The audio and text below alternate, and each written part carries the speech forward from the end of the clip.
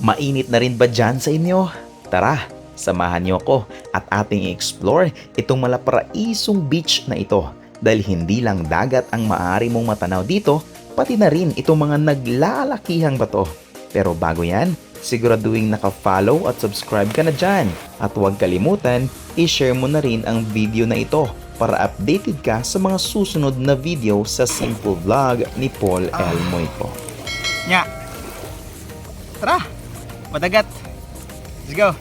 At kung ikaw ay turista, huwag mag-alala dahil pagdating mo, ang biyahe patungo dito ay 14 minutes ra. Pero huwag mag-alala mga ate at kuya dahil sa daan patungo sa Sandira ay pangit talaga. Pero walang problema dahil pagdating mo dito, bayad ka pa rin ng 70. O diba? San ka pa? Tara na! Let's go.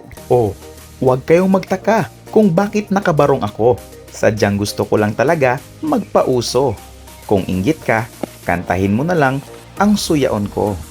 Oo, walang kasal dito. Sadyang bongga lang talaga ang lugar na ito. So, alam nyo ba kung bakit ako nagtatagalog ngayon? Kasi, iban sa mga viewers ko, hindi makaintindi ng Bisaya. Paano masabi? Para fair, kailangan ko magtagalog. Really, nigga? Kaya wag na kayong mahibulong bakit nagtagalog ako ngayon. Kasi yung mga tao dito, nahibulong sila. Bakit nagbarong ako?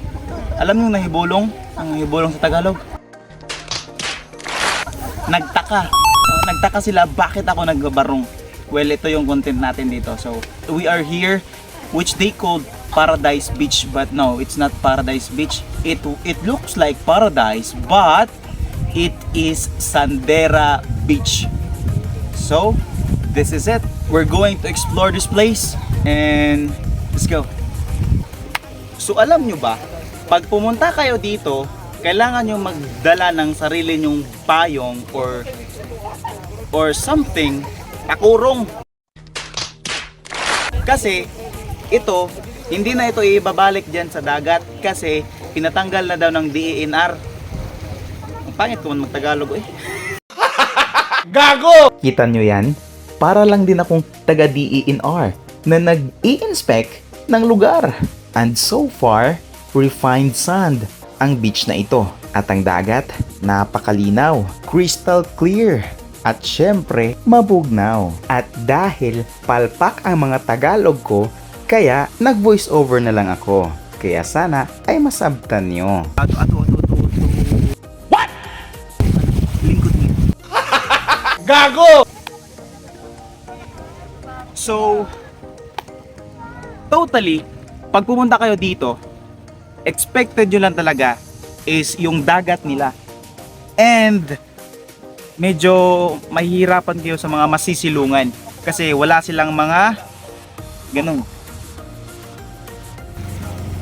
Kasi, pinatanggal ng DENR, tinanong ko yung caretaker, sabi nila hindi na daw ibabalik.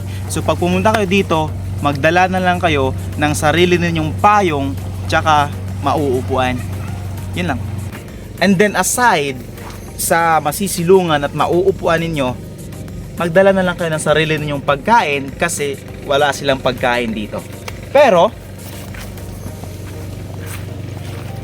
the good thing is may comfort room sila dito. May CR. Bakit comfort room tapos CR? Hindi comfort. Ano yung R? Bobo! At comfort room. CR. Yun nga, bubo. Gago! So, the good thing, kahit wala sila ditong pagkain, pag inabutan kayo ng panahon ninyo, may CR naman sila dito. Dapat lang. So, yun. No, nothing to worry. May CR sila dito. And then, may tubig din. Yun nga lang, wala silang mga tindang pagkain dito. So, bring your own foods na lang. So, without further ado, try natin.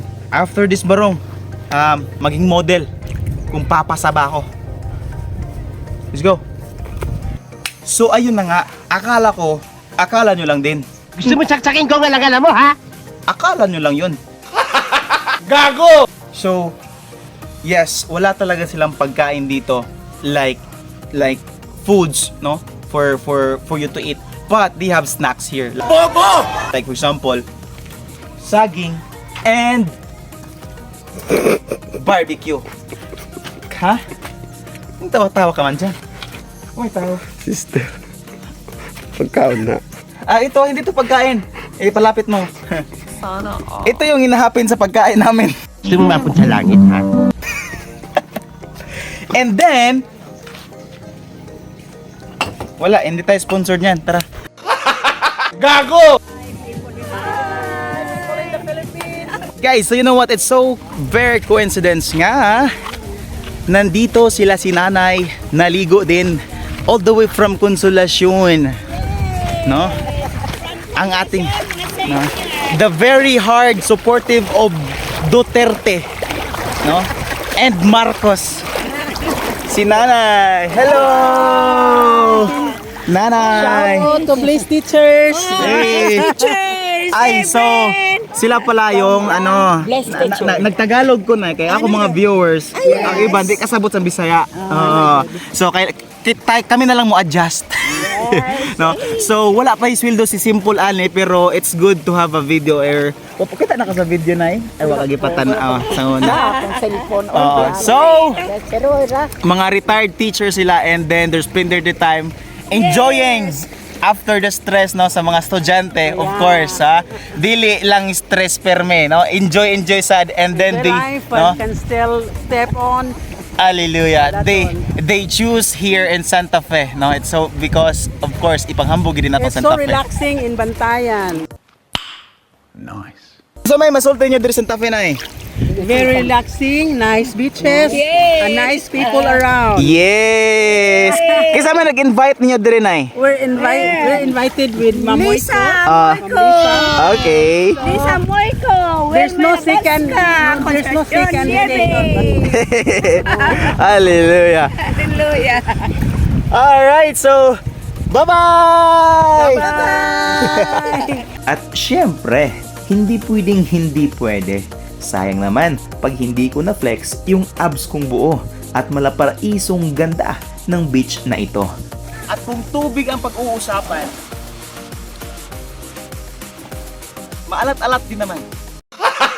Gago! Grabe, talagang pag natikman niyo ako, ang tubig ng paraisong ito, mapapawaw talaga kayo.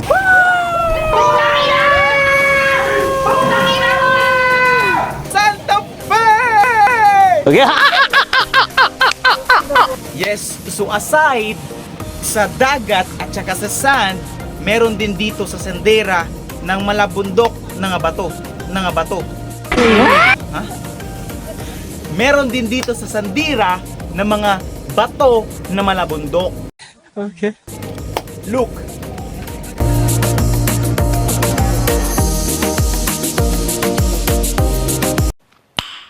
Nice. So ayun.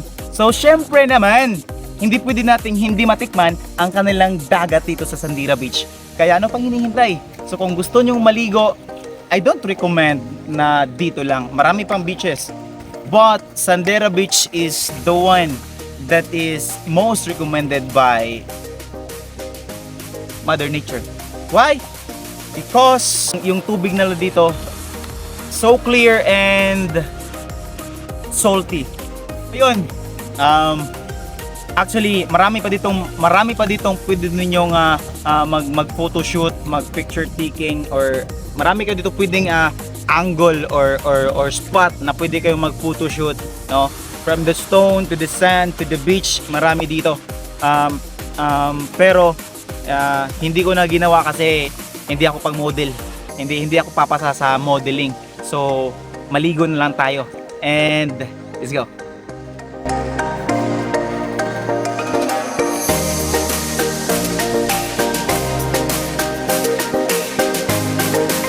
Wow!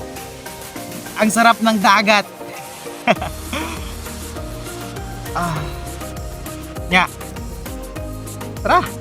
Padagat! Let's go!